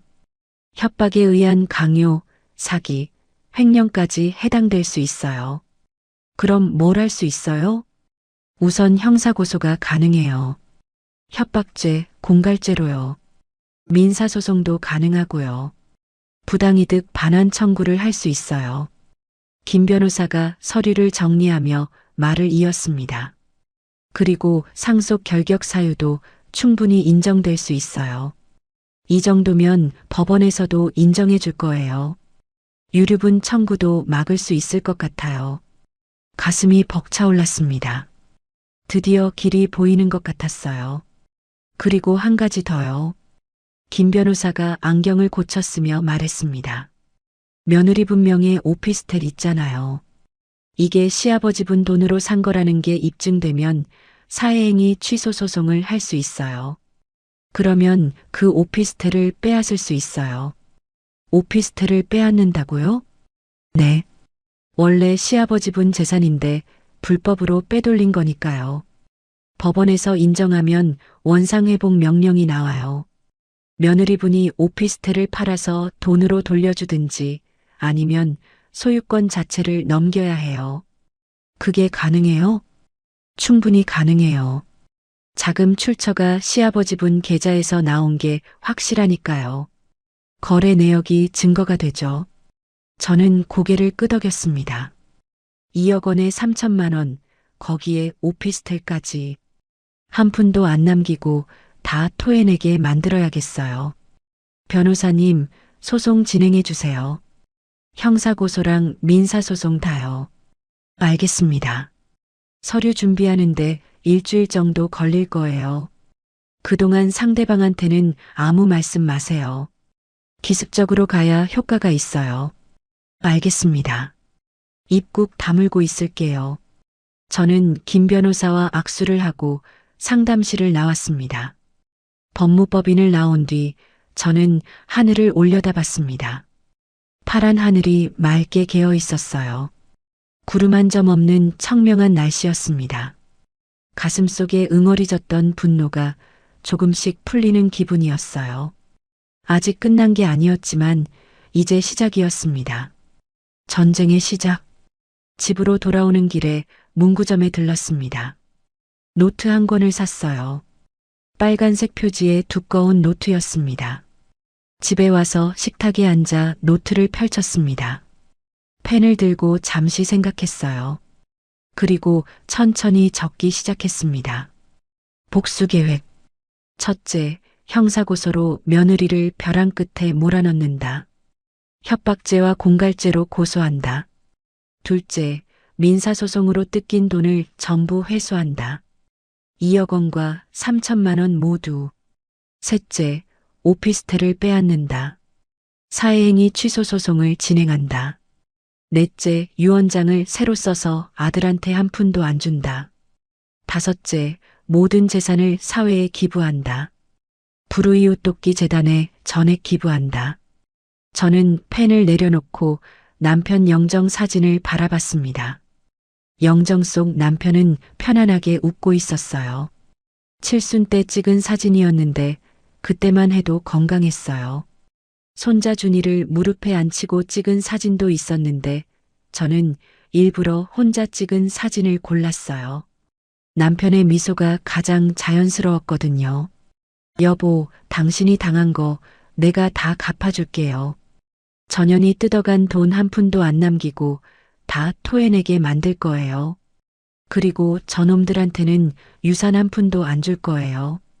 차라리 불우이웃 돕는 데 쓰는 게 낫잖아요. 당신도 그게 좋지요? 눈물이 흘러내렸습니다. 하지만 이번엔 슬픈 눈물이 아니었어요. 결연한 눈물이었습니다. 더 이상 당하고만 있지 않겠다는 다짐의 눈물이었어요. 남대문 시장에서 40년을 버틴 여자가 이 정도 일에 무너질 리 없었습니다. 저녁이 되자 휴대폰이 울렸습니다. 화면을 보니 아들 민호였어요. 저는 전화를 받지 않았습니다. 벨소리가 울리는 동안 영정사진 속 남편 얼굴만 바라봤어요. 몇 번을 더 울리다가 끊어졌습니다. 그리고 곧 문자가 왔어요. 어머니, 전화 좀 받아주세요. 드릴 말씀이 있어요. 저는 문자를 읽고 콧웃음을 쳤습니다. 드릴 말씀이 있다고? 이제 와서 뭔 말을 하려고. 돈이 떨어졌나? 아니면 뭔가 눈치를 챈 건가? 저는 답장을 보내지 않았어요. 대신 휴대폰을 서랍에 넣어버렸습니다. 당분간 연락할 생각이 없었어요. 일주일만 기다려라. 그때 되면 니들이 무슨 짓을 했는지 똑똑히 알게 될 거야. 경찰서에서 조사받게 될 거고 법원에서 재판받게 될 거야. 저는 창밖을 바라보며 중얼거렸습니다. 밤하늘에 별이 떠 있었어요. 남편이 저기서 보고 있을 것 같았습니다. 저는 작게 미소를 지었어요. 여보, 조금만 기다려요. 이제 곧 끝낼게요. 당신이 당한 수모, 내가 반드시 갚아줄게요. 저는 눈을 감고 두 손을 모았습니다. 마음속으로 남편에게 약속했어요. 반드시 승리하겠다고. 이제 진짜 전쟁이 시작됩니다. 기다려라, 최수진아. 일주일 뒤 드디어 그날이 왔습니다. 김 변호사가 형사고소장과 민사소송장을 접수했어요. 협박죄, 공갈죄로 며느리를 고소했고 2억 3천만 원 반환 청구 소송도 함께 제기했습니다. 오피스텔 사회행위 취소 소송도 별도로 진행했어요. 서류에 도장을 찍을 때 손이 떨렸습니다. 드디어 시작되는구나 싶었어요. 고소장이 접수되고 사흘 뒤 경찰에서 연락이 왔습니다. 피고소인 최수진을 조사할 테니 고소인도 출석해 달라는 거였어요. 저는 기다렸다는 듯이 경찰서로 향했습니다. 가는 길에 남편 생각이 났어요. 여보, 이제 시작이야. 당신이 당한 거 내가 갚아줄게. 경찰서에 도착하니 대기실에 아들 내외가 앉아 있었어요. 며느리 수진이의 얼굴이 창백했습니다. 평소에 바르던 화장도 안 한 것 같았어요. 아들 민호는 고개를 푹 숙이고 있었습니다. 의자에 쭈그리고 앉은 모습이 초라해 보였어요. 저와 눈이 마주치자 민호가 벌떡 일어났습니다. 어머니, 이게 무슨 짓이에요? 경찰서까지 부르시면 어떡해요? 저는 차갑게 대답했습니다. 무슨 짓은 니들이 한 거지. 나는 당한 만큼 돌려주는 거야. 며느리가 끼어들었어요. 눈에 도끼가 서려 있었습니다. 어머니, 이러시면 안 되는 거 아시잖아요. 저희가 뭘 잘못했다고 고소를 해요? 뭘 잘못했냐고? 네가 뭘 했는지 모르냐? 저는 가방에서 서류 뭉치를 꺼냈습니다. 카카오톡 대화 캡처, 은행 거래 내역, 등기부등본. 하나하나 며느리 앞에 펼쳐놓았어요. 이거 다 뭐냐? 손자로 협박해서 시아버지한테 각서 받아낸 거. 매달 500만 원씩 뜯어간 거. 그 돈으로 네 명의 오피스텔 산 거. 다 증거 있어. 저는 차갑게 말했습니다. 목소리가 떨리지 않도록 애썼어요. 며느리의 얼굴이 하얗게 질렸습니다. 손이 덜덜 떨리는 게 보였어요. 입술이 파르르 떨렸습니다. 아들 민호가 서류를 집어들더니 읽기 시작했습니다. 카카오톡 대화를 읽던 민호의 얼굴이 점점 굳어졌어요. 눈이 커지더니 이내 분노로 가득 찼습니다. 수진아, 이게 뭐야? 시아버지한테 돈을 뜯었다고? 오피스텔은 또 뭐야? 아들의 목소리가 높아졌어요. 평소에 마누라 앞에서 꼼짝 못하던 아들이 처음으로 화를 내는 거였습니다. 며느리가 입술을 깨물었어요. 그건 그냥 친구한테 허세 부린 거야. 진짜로 협박한 게 아니라. 허세? 근데 실제로 돈을 받았잖아. 18달 동안 3천만 원. 그리고 오피스텔은 4억 5천짜리 오피스텔을 네 명의로 샀다며? 그것도 나한테 한마디 상의도 없이? 며느리가 대답을 못하고 입만 벙긋거렸습니다. 눈동자가 이리저리 흔들렸어요. 거짓말을 하려다가 더 이상 할 말이 없어진 거였습니다.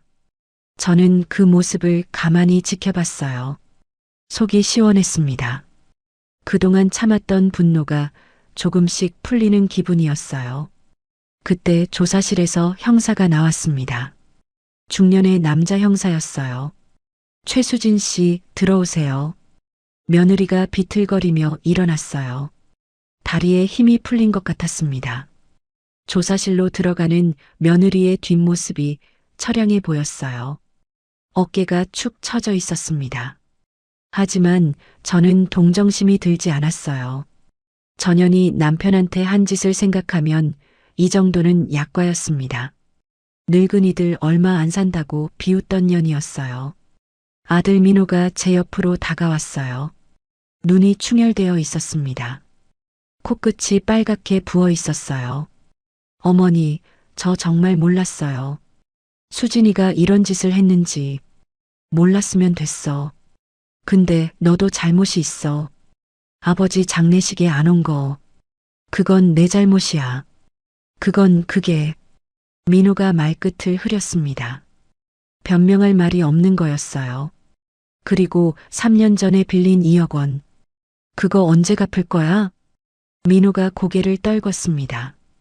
대답이 없었어요. 저는 한숨을 쉬었습니다. 이 녀석을 어떻게 키웠는데, 밥 먹이고 공부시키고 결혼까지 시켜줬는데 이 꼴이구나. 민호야, 나도 널 키운 엄마야. 널 미워하고 싶지 않아. 근데 너무 실망했어. 어떻게 아버지 장례식에 안 올 수가 있어? 어떻게 빌린 돈을 3년이 지나도록 한 푼도 안 갚을 수가 있어? 민호의 눈에서 눈물이 흘러내렸습니다. 어깨가 들썩였어요. 어머니, 죄송해요. 정말 죄송해요. 미안하면 됐어. 근데 이번 일은 그냥 넘어갈 수 없어.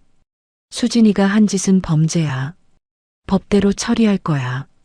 1시간쯤 지나서 며느리가 조사실에서 나왔습니다. 얼굴이 눈물범벅이었어요. 화장이 다 번져서 흉측해 보였습니다. 형사가 저를 불렀어요.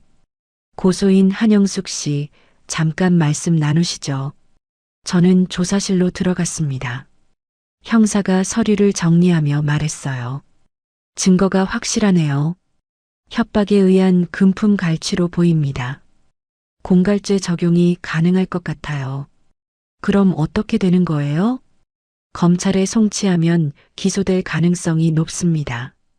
금액도 크고 증거도 명확하니까요. 카카오톡 대화가 결정적이에요.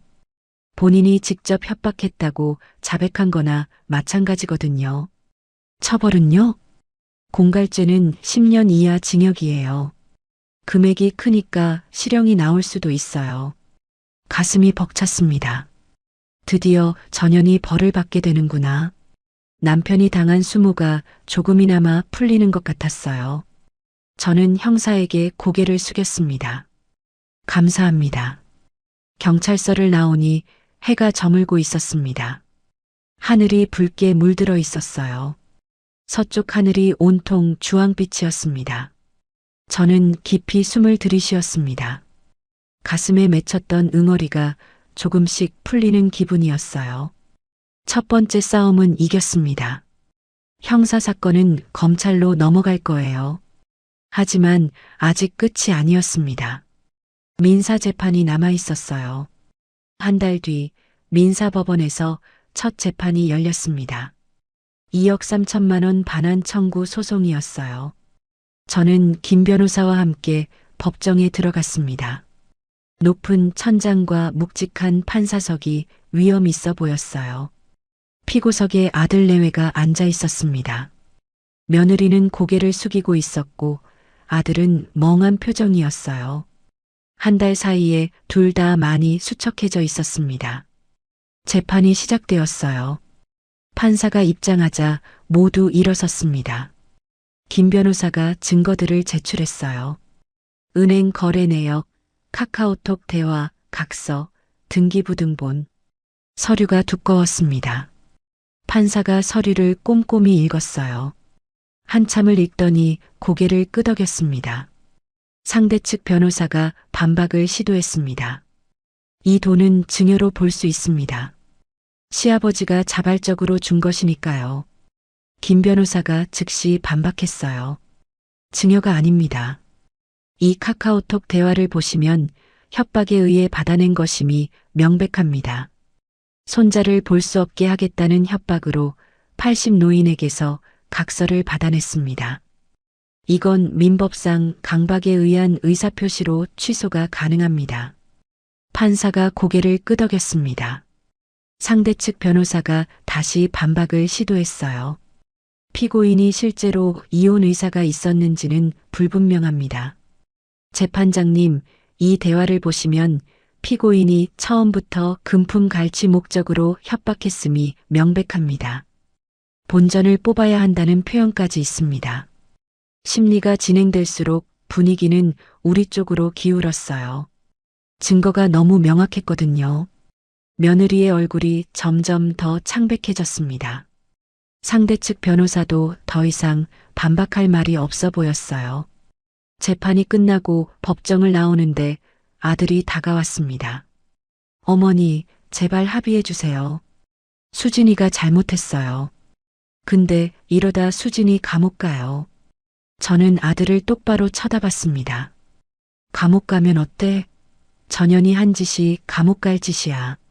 네 아버지한테 한 짓 생각해봐. 손자로 협박해서 돈을 뜯었어. 늙은이들 얼마 안 산다고 비웃었고. 그런 년을 왜 내가 봐줘야 해? 민호가 무릎을 꿇었습니다. 법원 복도에서요. 어머니, 제발이요. 준이 생각해서라도요. 엄마가 감옥 가면 준이는 어떡해요? 저는 잠시 멈칫했습니다. 손자 준이. 그 아이는 죄가 없었어요.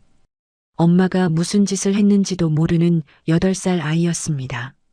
남편도 그 아이를 그렇게 좋아했었어요. 손자 볼 수 없다는 협박에 굴복할 만큼요. 일어나. 저는 아들을 일으켜 세웠어요. 바닥에 무릎 꿇은 모습이 처량했습니다. 준이 얘기는 하지 마. 그건 생각해 볼게. 근데 돈은 다 토해내야 해. 2억 원도 3천만 원도. 오피스텔도 포기해야 하고. 그게 조건이야. 민호가 고개를 끄덕였습니다. 눈물이 뺨을 타고 흘러내렸어요.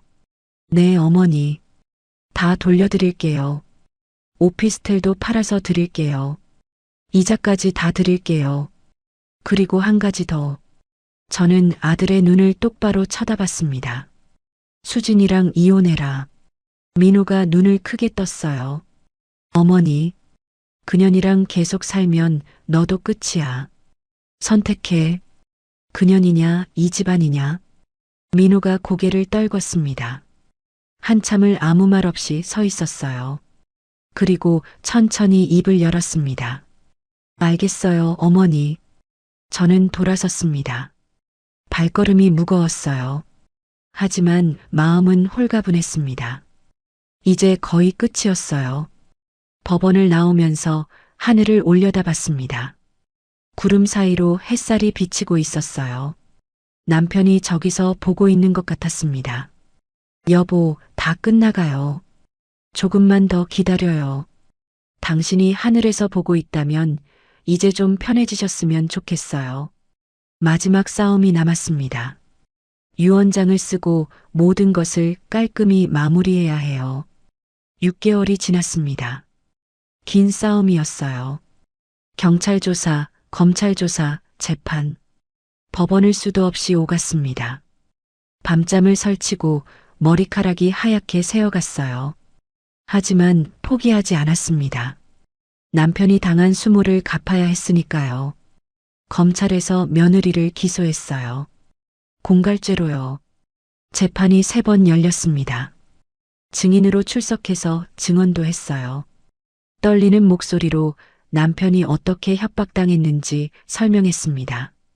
재판 결과 징역 2년에 집행유예 3년이 선고되었어요. 실형은 면했지만 전과자가 된 거예요. 법정에서 판결을 듣는 며느리의 얼굴이 아직도 눈에 선합니다.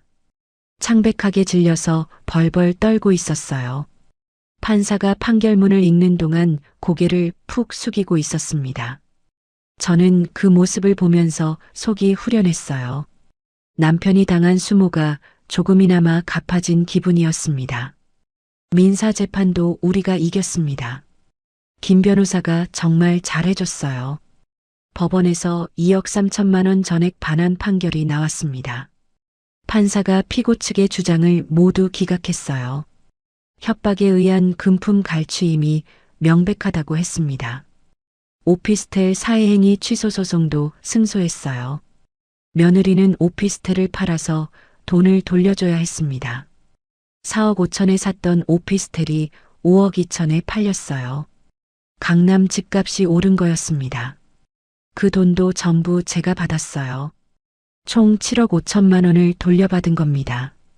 남편이 평생 모은 돈이었어요. 아들 민호는 약속대로 이혼했습니다. 이혼 소송이 길어질 줄 알았는데 의외로 빨리 끝났어요.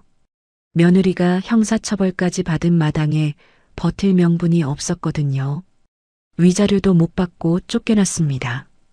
재산 분할도 거의 못 받았어요. 본인이 횡령한 돈을 토해내느라 남은 게 없었거든요. 손자 준이 양육권은 민호가 가져왔어요. 법원에서도 엄마가 전과자인 상황에서 양육권을 줄 수 없다고 판단했습니다. 며느리는 한 달에 한 번 면접 교섭권만 있었어요. 그것도 감독관 동석 하에서요. 이혼이 확정된 날 민호가 집으로 찾아왔습니다. 손자 준이를 데리고요. 오랜만에 보는 손자였어요. 장례식 이후로 처음이었습니다. 현관문을 열자 준이가 달려와서 제 다리를 껴안았어요. 할머니, 저는 준이를 번쩍 안아 올렸습니다. 무거웠어요. 어느새 이렇게 컸구나. 눈물이 핑 돌았습니다. 우리 준이 많이 컸네. 할머니, 보고 싶었어요. 할머니도 보고 싶었어. 민호가 뒤에서 머뭇거리고 있었습니다. 저는 준이를 내려놓고 아들을 바라봤어요. 들어와. 거실에 앉아서 차를 마셨습니다. 준이는 과자를 먹으며 만화를 보고 있었어요. 민호가 조심스럽게 입을 열었습니다. 어머니, 그동안 정말 죄송했어요. 제가 많이 못났어요. 알면 됐어. 앞으로 잘할게요. 진짜로요. 저는 한숨을 쉬었습니다. 아들을 미워하고 싶었지만 그래도 내 뱃속에서 나온 자식이었어요. 완전히 버릴 수는 없었습니다. 민호야, 나 유언장 썼어. 민호의 눈이 커졌어요. 찻잔을 내려놓았습니다. 유언장이요? 응. 내 재산 대부분을 기부하기로 했어. 불우이웃 돕기 재단에. 민호가 입술을 깨물었습니다. 하지만 아무 말도 하지 않았어요. 예전 같으면 왜 그러시냐고 자식한테 주셔야지 하고 불평을 했을 텐데 많이 달라진 것 같았습니다. 자기가 무슨 짓을 했는지 알고 있는 거겠죠. 근데 준이한테는 교육비 명목으로 좀 남겨뒀어. 초등학교부터 대학 갈 때까지 쓸 수 있게. 그리고 이 집은 준이한테 물려줄 거야. 30평 아파트지만 그래도 서울에 집 한 채는 있어야지. 어머니, 너한테 주는 게 아니야. 준이한테 주는 거야. 내가 이 집 팔아먹으면 안 돼. 민호가 고개를 끄덕였습니다. 눈에 눈물이 고여 있었어요. 감사합니다, 어머니. 정말 감사합니다. 고맙긴. 앞으로 잘해. 준이 잘 키우고. 다시는 이상한 여자 만나지 말고. 네, 어머니. 일주일 뒤 저는 법무법인에서 공증받은 유언장을 받았습니다. 김 변호사가 꼼꼼하게 작성해줬어요. 재산의 70%는 불우이웃 돕기 재단에 기부하고 나머지는 손자 준이에게 남기는 내용이었습니다. 아들 민호에게는 한 푼도 주지 않았어요. 유류분 청구를 해도 상속 결격 사유로 막을 수 있게 준비해뒀습니다. 유언장을 들고 집으로 돌아오는 길에 남편 산소에 들렀습니다. 화장을 해서 납골당에 모셔뒀거든요. 버스를 타고 경기도에 있는 납골당까지 갔어요. 오랜만에 찾아가는 거였습니다. 소송하느라 바빠서 자주 못 왔거든요. 납골당에 도착하니 한산했습니다. 평일 오후라 사람이 별로 없었어요. 저는 남편 납골함 앞에 서서 말했습니다. 여보, 다 끝났어요. 전현이 뜯어간 돈 다 받아냈어요. 2억 3천만 원이랑 오피스텔까지 7억 5천만 원을 돌려받았어요. 전현은 정가자가 됐고요. 민호는 이혼했어요. 납골함 앞에 국화꽃 한 다발을 놓았습니다. 남편이 좋아하던 노란 국화였어요. 꽃집에서 가장 예쁜 걸로 골랐습니다. 그리고 유언장도 썼어요. 우리 재산 대부분은 어려운 사람들 돕는 데 쓰기로 했어요. 당신도 원래 그런 거 좋아했잖아요. 기부하고 봉사하고. 저놈들한테 주는 것보다 이게 훨씬 나아요. 눈물이 흘러내렸습니다. 하지만 슬픈 눈물만은 아니었어요. 후련한 눈물이었습니다. 여보, 나 이제 편해요. 당신이 당한 억울함 다 풀었어요. 이제 편히 쉬세요. 납골당을 나오니 하늘이 맑았습니다. 파란 하늘에 구름이 두둥실 떠가고 있었어요. 바람이 시원하게 불었습니다. 가슴이 뻥 뚫리는 기분이었어요. 집에 돌아와서 저는 오랜만에 거울을 봤습니다. 화장대 앞에 앉아서 얼굴을 찬찬히 살폈어요. 주름이 많이 늘었더라고요. 이마에도 눈가에도 입가에도 6개월 동안 고생을 많이 해서 그런가 봐요. 머리카락도 반 이상이 하얗게 새었습니다. 하지만 눈빛은 살아있었어요. 예전에 남대문 시장에서 장사할 때 그 눈빛이었습니다. 강인하고 당당한 눈빛. 어떤 어려움이 와도 굴하지 않는 눈빛. 저는 그 눈빛이 마음에 들었어요. 아직 살아있구나 싶었습니다. 저녁에 조카 지은이가 찾아왔습니다. 과일 바구니를 들고요. 사과랑 배가 가득 담겨 있었어요. 이모, 잘 지내세요? 응, 잘 지내. 들어와. 거실에 앉아서 수다를 떨었어요. 지은이가 커피를 타왔습니다. 저는 지은이를 보면서 참 고맙다고 생각했어요. 이 아이가 없었으면 증거를 못 모았을 거예요. SNS도 모르고 컴퓨터도 모르는 제가 어떻게 했겠어요. 지은아, 그동안 정말 고마웠어. 모려 이모. 당연히 해야 할 일을 한 건데요. 당연한 게 어딨어. 너 아니었으면 못 이겼어. 지은이가 활짝 웃었습니다. 저도 따라 웃었어요. 지은이가 물었습니다. 이모, 이제 뭐 하실 거예요? 글쎄, 뭘 할까? 저는 잠시 생각했습니다. 남편 장례 치르고 소송하느라 정신없이 보낸 6개월이었어요. 이제 다 끝났으니 뭘 해야 할지 막막했습니다. 이모, 여행 가세요. 혼자서라도요. 여행? 네. 이모 평생 일만 하셨잖아요.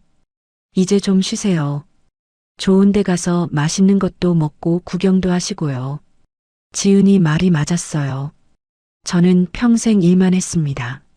남대문 시장에서 새벽부터 밤까지 장사하고 집에 와서는 살림하고 애 키우고 여행이라고는 신혼여행 한 번 간 게 전부였어요. 그래, 여행이나 갈까?